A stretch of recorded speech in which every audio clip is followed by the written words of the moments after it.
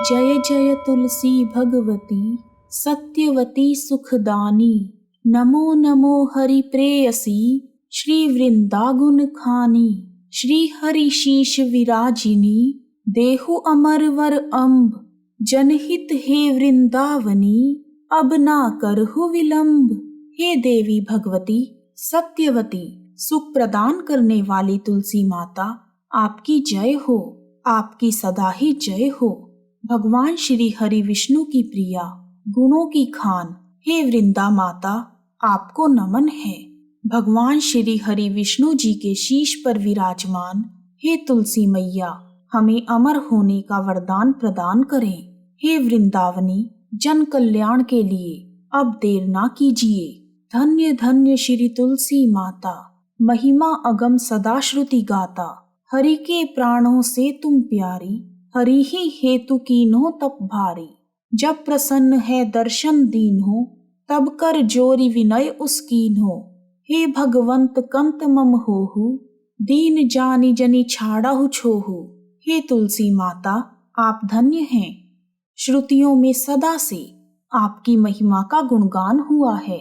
आप भगवान विष्णु को अपने प्राणों से भी प्यारी हैं। आपने विष्णु जी को पति रूप में पाने के लिए कई वर्षों तक कठोर तप किया।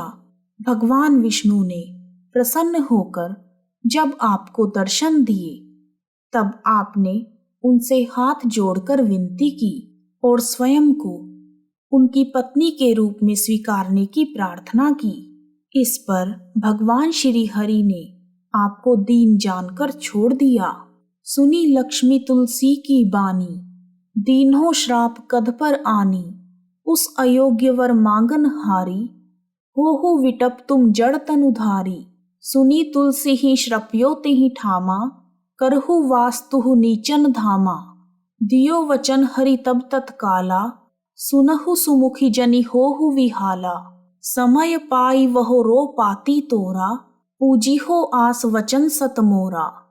हे तुलसी माता, आपकी वाणी को सुनकर माँ लक्ष्मी ने आपको श्राप देते हुए कहा कि आपने अपने लिए अयोग्य वर को चुना है, इसलिए आप वृक्ष का रूप धारण करेंगी।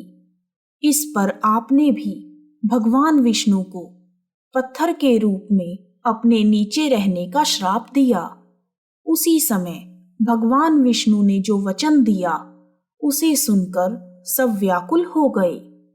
भगवान विष्णु ने कहा कि समय आने पर यह संसार तुम्हारी पूजा करेगा और तुम मेरी पत्नी के रूप में पूजी जाओगी। तब गोकुल मह गोप सुदामा, तासु भई तुलसी तू बामा। कृष्ण रास लीला के माही, राधे शक्यो प्रेम लखी नाही। दियो श्राप तुलसी तत्काला, नरलोक ही तुम जन्मू बाला।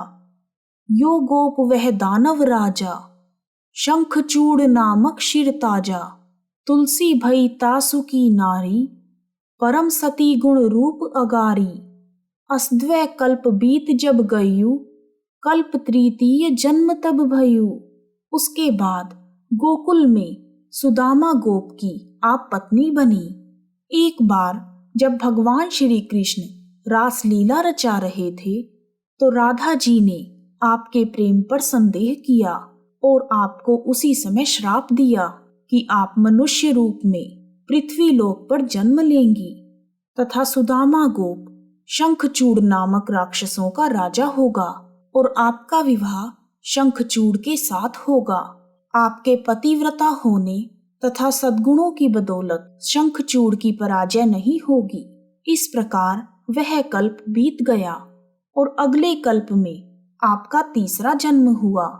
वृंदा नाम भयो तुलसी को, असुर जलंधर नाम पति को। करियति द्वंद अतुल बल धामा, लीन्हा शंकर से संग्रामा।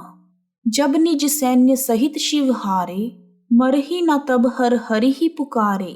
पतिव्रता वृंदा थी नारी, हो न सके पति ही संहारी। तीसरे जन्म में आपका नाम वृंदा हुआ तथा जलंधर नामक असुर से आपका विवाह हुआ। जलंधर बहुत ही बलशाली था तथा सभी देवताओं को हराकर उसने भगवान शिव से युद्ध किया। जब भगवान शिव भी अपनी सेना के साथ मिलकर जलंधर को हरा ना सके तो उसे मारने के लिए शिव शंकर भगवान ने विष्णु जी को पुकारा। लेकिन हे माँ तुलसी, वृंदा के रूप में आपके पतिव्रता धर्म के चलते आपके पति असुर जलंधर को कोई भी मार नहीं सकता था और ना ही उसे हरा पाना संभव था। तब जलंधर ही भेष बनाई, वृंदा ढिग हरि पहुँच्यो जाई। शिव हित लही करी कपट प्रसंगा, कियो सतित्व धर्म तो ही भंगा। भयो जलंधर कर संहारा, सुनियुर शोक उपारा। तब भगवान विष्णु ने जलंधर का भेष धारण किया और आपके पास पहुंच गए। भगवान विष्णु ने शिवजी की मदद करने के लिए कपट का सहारा लिया, जिससे आपका सतीत्व भंग हो गया। आपका सतीत्व भंग होते ही जलंधर को मारने में भगवान शिव सफल हो गए और जलंधर की मौत के बारे में सुनकर आपके हृदय को बहुत आघात पहुंचा। तिही क्षण दियो कपट हरि टारी, लखी वृंदा दुख गिरा उचारी। जलंधर जस हत्यो अभीता, सोई रावण तस हर ही सीता। अस्प्रस्तर सम हृदय तुम्हारा, धर्म खंडी मम पति ही सहारा। यही कारण लही श्राप हमारा, होवे तनु पाषाण तुम्हारा। जैसे ही जलंधर की मृत्यु हुई, भगवान विष्णु ने अपना रूप दिखाया, जिसे देखकर आप बहुत दुखी हुई। आपने भगवान श्री हरि को श्राप देते हुए कहा, जिस प्रकार आपने कपट का सहारा लेकर जलंधर की हत्या की है, उसी प्रकार रावण भी छल से सीता का हरण करेगा। हे भगवान विष्णु, आपका हृदय पत्थर के समान है। जो आपने अधर्म का सहारा लेकर मेरे पति का संहार किया, इसलिए मैं आपको श्राप देती हूँ कि आपका तन भी पत्थर का हो जाएगा। तभी से भगवान विष्णु की शालिग्राम रूप में पूजा होने लगी। सुनी हरि तुरत ही वचन उचारे, दियो श्राप बिना विचारे। लखियो न निज करतूती पति को, छलन चाहियो जब पार्वती को। जड़मती तुहु अस हो जड़ रूपा, जगमह तुलसी विटप अनूपा। धग्व रूप हम शालिग्रामा, नदी गंड की बीच ललामा। आपके श्राप को सुनकर भगवान विष्णु ने कहा कि आपने बिना विचार किए ही श्राप दे दिया, परंतु अपने पति की करतूत को नहीं देखा जब वह माता पार्वती को छलने चला था। आपकी बुद्धि जड़ हो गई है, इसलिए आप भी जड़ रूप हो जाओगी तथा संसार में तुलसी के अनोखे पौधे के रूप में जानी जाओगी। तुम्हारे श्राप को सफल करते हुए मैं भी शालिग्राम के रूप में गंडकी नदी के बीच में मौजूद रहूंगा। जो तुलसी दल हम ही चढ़ावे, सब सुख भोगी परम पद पावे।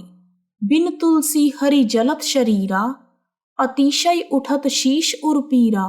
जो तुलसी दल हरि शिर धारत, सो सहस्त्र घट अमृत डारत। तुलसी हरि मन रंजनी हारी, रोग दोष दुख भंजनी हारी।